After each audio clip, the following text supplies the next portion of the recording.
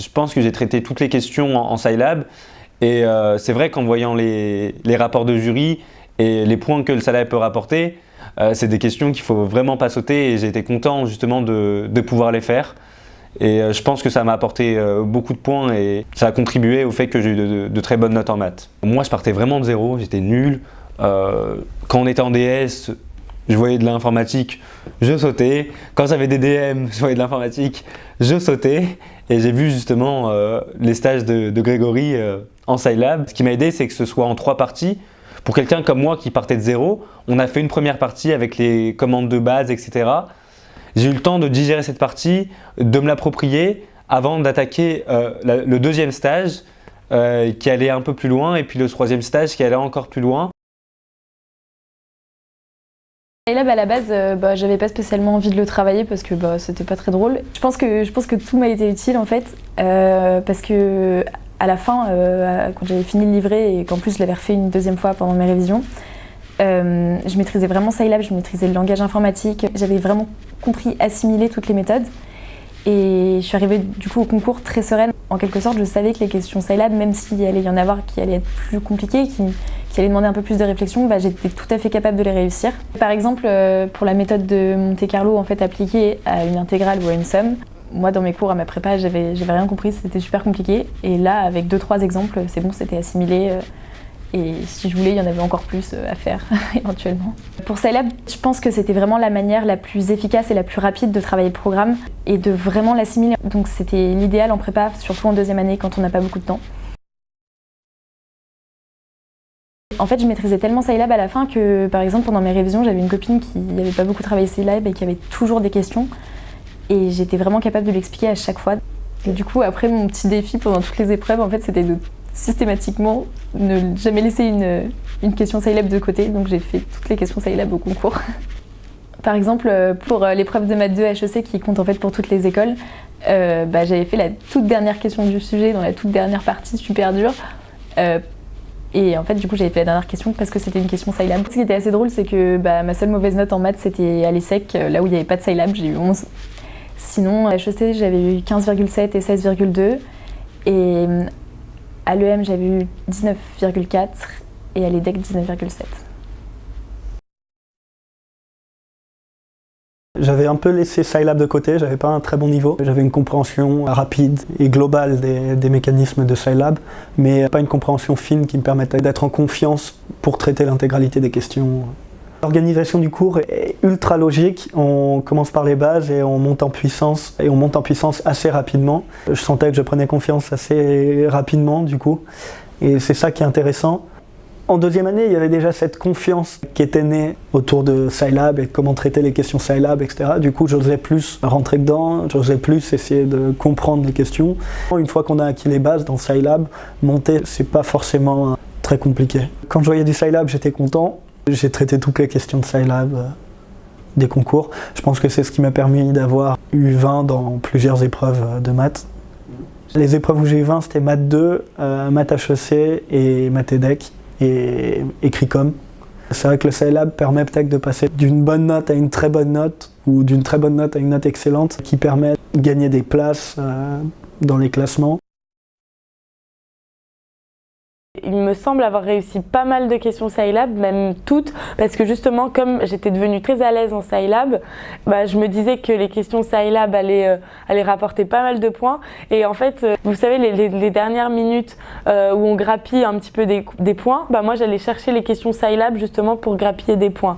Donc moi, j'ai quasiment fait toutes les questions Scilab et je pense avoir répondu quand même juste à beaucoup d'entre elles, si ce n'est à toutes. Ce que j'ai trouvé vraiment de plus efficace dans les stages Scilab, c'est le fait qu'on reprenne tout depuis le début, tout à zéro. Parce que moi, personnellement, j'étais vraiment perdue en Scilab. Et grâce au stage Scilab, j'ai réussi à tout comprendre. C'était vraiment très très bien expliqué. On reprenait depuis le début, les bases des bases. Donc c'est ce que j'ai préféré. Parce que justement, je me sentais à mon niveau, je me sentais pas perdue comme je l'étais parfois en cours avec le prof qui racontait des trucs que je comprenais pas du tout parce que j'avais pas les bases. Une fois que j'ai fait le stage, les cours en classe c'était plus du tout la même chose puisque forcément je comprenais, j'avais les bases. En fait c'est pas très difficile le Scilab, c'est juste qu'il faut avoir les bases, il faut avoir quelqu'un qui sait nous expliquer. Et une fois que c'est compris en fait. C'est pas, y a pas 36 000 astuces. Alors en maths à l'EDEC j'ai eu 20. D'ailleurs, grosse surprise le 20 à l'EDEC parce que justement j'ai raté un exercice à cause d'une petite erreur de formule toute bête, donc j'ai perdu 20 minutes à faire que des trucs faux. Ça m'a même paniqué, donc c'était horrible. J'ai quand même eu 20 et je pense vraiment que c'était grâce au Scilab parce que justement dans le sujet EDEC il y avait énormément de Scilab et je pense que c'est ce qui a boosté ma note parce que j'avais un exercice quasiment tout faux. Sinon j'ai eu 18,8 en maths EM Lyon et j'ai eu un double 15 en maths HEC. Donc je conseille vivement ce stage parce que quel que soit le niveau de départ en Scilab, on peut arriver à faire toutes les questions au concours. J'ai pu traiter quasi intégralement les questions Scilab des épreuves de maths. Il y a beaucoup d'élèves qui ne traitent pas les questions Scilab. Elles sont de plus en plus nombreuses et souvent surnotées, en particulier aux épreuves d'HEC. C'est pourquoi j'ai pu, grâce à Scilab, booster mes notes en maths. Quand j'ai commencé le stage Scilab, je n'avais aucune connaissance sur ce langage informatique et je ne savais ni lire ni écrire de programme. Et dans mon groupe, certains avaient déjà quelques bases, mais d'autres, au contraire, étaient dans le même cas que moi. Ça qui m'a plu, c'est que j'ai pu commencer ce stage dans des conditions sereines avec des gens de mon niveau.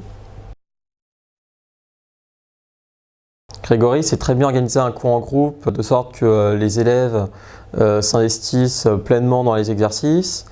Et c'est très bien s'adapter aux élèves car il répond à toutes les questions qui sont souvent très différentes. C'est un cours très vivant car on est peu nombreux. Cela permet une forte interactivité entre les élèves car on peut comparer nos résultats et discuter des différentes solutions pour une même question.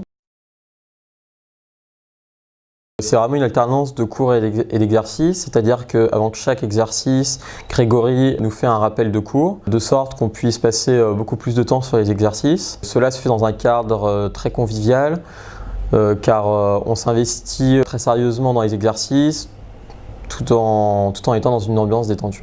On fait énormément de choses, mais j'ai aussi le temps de réfléchir sur certains points qui me semblaient obscurs.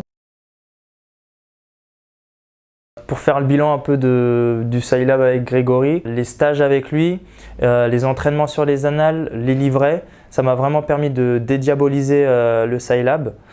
Et je pense que je m'en suis plutôt bien sorti après en Scilab au concours.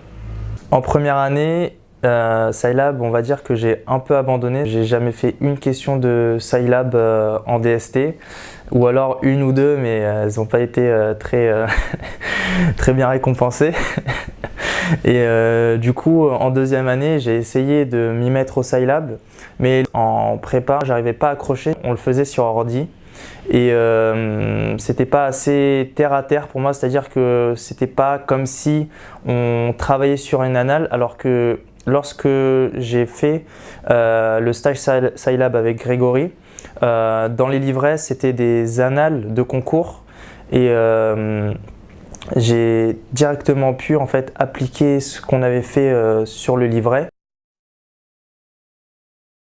On a déjà commencé par les bases, c'est-à-dire comment rentrer une matrice, les boucles for, les boucles if, tout ce qui est vraiment basique pour maîtriser un minimum Scilab. Après avoir fait les choses basiques, on est allé plus sur des choses spécifiques, par exemple toutes les questions qui ont rapport avec des variables aléatoires, Monte Carlo, et puisque c'est des choses qui reviennent assez souvent, que ce soit en maths 2 ou en maths 1, le fait de faire toutes les annales qui avaient un rapport avec Monte Carlo, ça m'a permis de maîtriser le sujet.